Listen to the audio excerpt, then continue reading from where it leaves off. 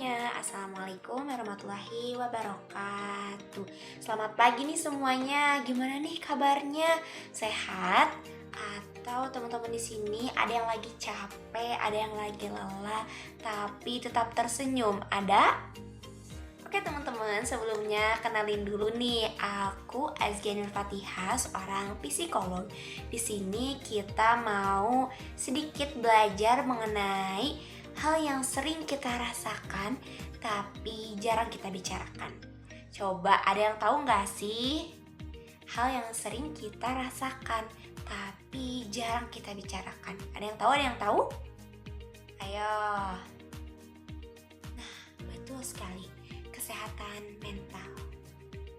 Nah, ngomong-ngomong tentang kesehatan mental, pernah nggak sih teman-teman di sini ngerasain kayaknya capek banget, tapi bukan capek karena fisik, melainkan karena pikiran yang terus-menerus berputar. Lagi duduk diam, tiba-tiba hati kayaknya rame banget, pikiran kemana-mana, tugas numpuk, ekspektasi orang tua, ekspektasi guru, bahkan ekspektasi kalian sendiri.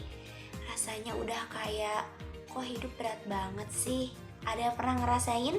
Nah, kalau teman-teman pernah ngalamin hal yang sama, tenang, karena teman-teman gak sendirian kok. Banyak dari kita juga yang mengalami hal yang sama. Tapi banyak dari kita juga yang takut untuk mengungkapkan, takut untuk bicara, takut dikira alay, takut dikira lebay, takut dikira dramatis. Padahal hal-hal yang seperti itu juga harus diobati. Teman-teman semua, kesehatan mental itu sama pentingnya dengan kesehatan fisik. Kalau misalnya kita demam, kita langsung pergi ke puskesmas, ke rumah sakit. Tapi kenapa dari kita, kalau misalnya ada yang sedih berkepanjangan, cemas terus-menerus, atau bahkan pikirannya kosong, mereka malah sering diam.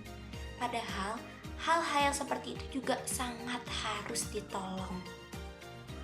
Menurut data dari WHO, 1 dari 7 remaja di dunia ini mengalami gangguan kesehatan mental. Tapi banyak dari mereka yang tidak mendapat bantuan. Kenapa? Karena masih banyak stigma seperti aku takut dikatain gila, aku takut dikatain lemah. Padahal justru orang yang berani untuk mengungkapkannya, orang yang berani untuk bilang, itu adalah orang yang paling kuat. Nah, di sini saya ada sedikit cerita nih yang mudah-mudahan bisa menginspirasi teman-teman gitu ya. Saya punya seorang teman, dia aktif, dia ceria, dia intinya temannya itu selalu bawa energi gitu ya, energi positif. Nah, temannya juga banyak, relasinya juga banyak. Tapi siapa sangka dalam kesendiriannya dia menyimpan banyak sekali kesedihan, banyak sekali luka yang dia sembunyikan. Sampai pada akhirnya dia cerita, dia ngomong, dia mengungkapkan, dan ternyata dia telah didiagnosa mengalami depresi ringan. Menurut saya itu aneh, karena dalam kesehariannya aja gitu dia terlihat seperti senang-senang aja, tetapi siapa sangka gitu ya, orang yang terlihatnya ceria, terlihatnya senang setiap harinya, tapi dalam kesendiriannya dia mengalami hal yang berat.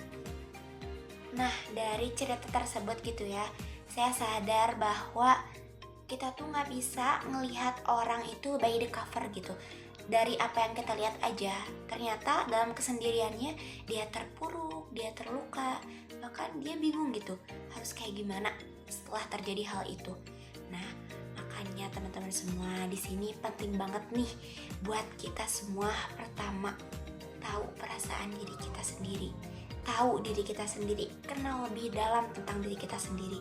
Karena siapa lagi yang akan menolong selain diri kita sendiri. Terus yang kedua itu, kita harus kasih waktu untuk diri kita istirahat. Jadi kalau kita ngerasa capek, please istirahat, please kasih jeda dulu. Jangan terus-terusan sampai kita ngerasa capek banget baru kita sadar. Jangan, kita harus tahu kapan waktunya kita harus berhenti dulu.